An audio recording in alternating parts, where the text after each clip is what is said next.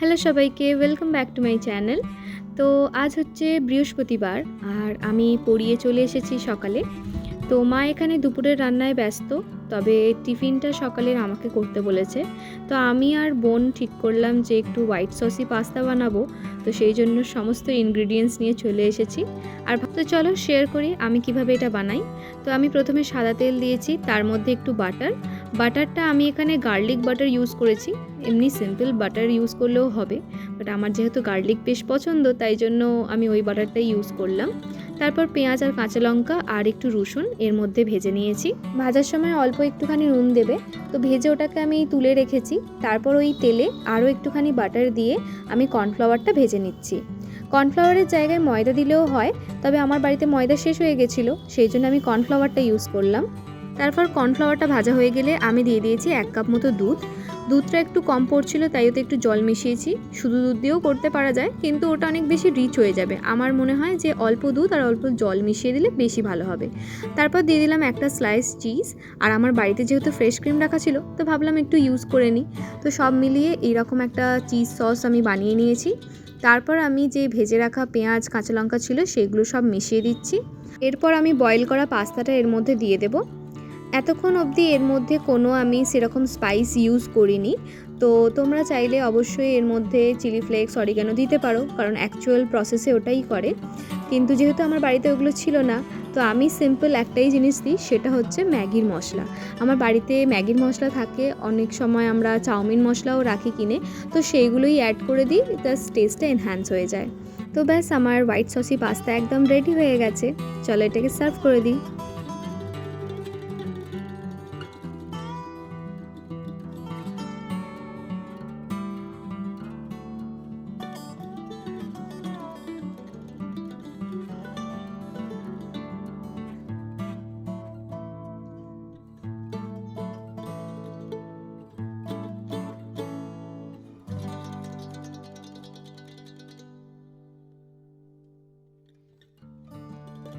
খাওয়া দাওয়ার পর আমার কয়েকটা পার্সেল এসেছিলো।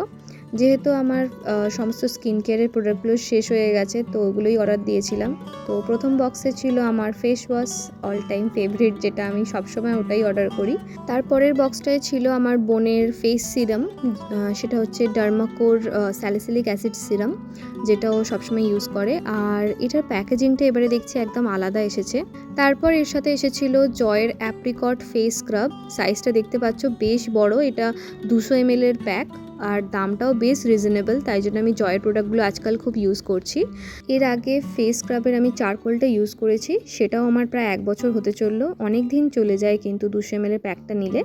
তো তারপরে আসি এই সিরামের কথা। এই সিরামটা দেখো ড্রপারটাই দেয়া আছে এর মানে ছিপি হিসেবে, আলাদা করে ছিপি কোনো দেয়া নেই। কিন্তু এর আগে যখনই অর্ডার করেছি ওর ছিপিটা লাগানো থাকতো আর ড্রপারটা আলাদা আসতো।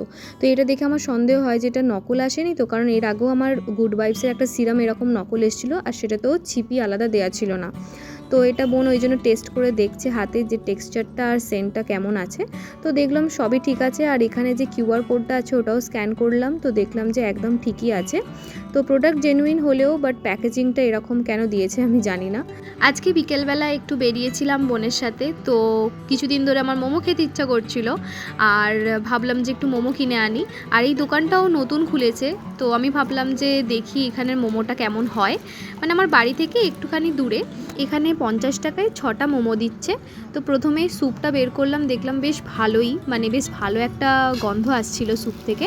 তো চলো এবার মোমোটা খোলা যাক।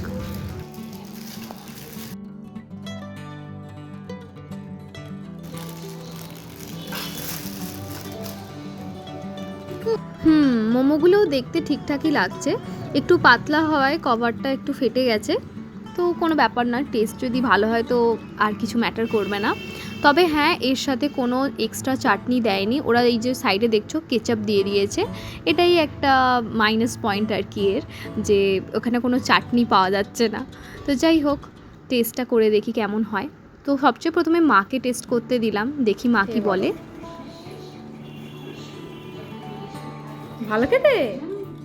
যাক, মায়ের তো খুবই ভালো লেগেছে। ভালো হয়েছে বাবা, এতখানি হেঁটে হেঁটে গিয়ে নিয়ে আসাটা মানে কাজে লেগেছে।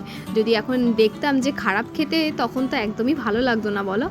বাড়ির কাছাকাছি এরকম একটা দোকান থাকাও বেশ সুবিধে আছে, হ্যাঁ। যখন ইচ্ছে একটু মন করলো আজকে একটু কিনে নিয়ে চলে এলাম। তো আমরাও এখন খেয়ে নিই, আর দেখা হচ্ছে তোমাদের সাথে পরের ভিডিওতে। ততক্ষণ অবধি বাই বাই।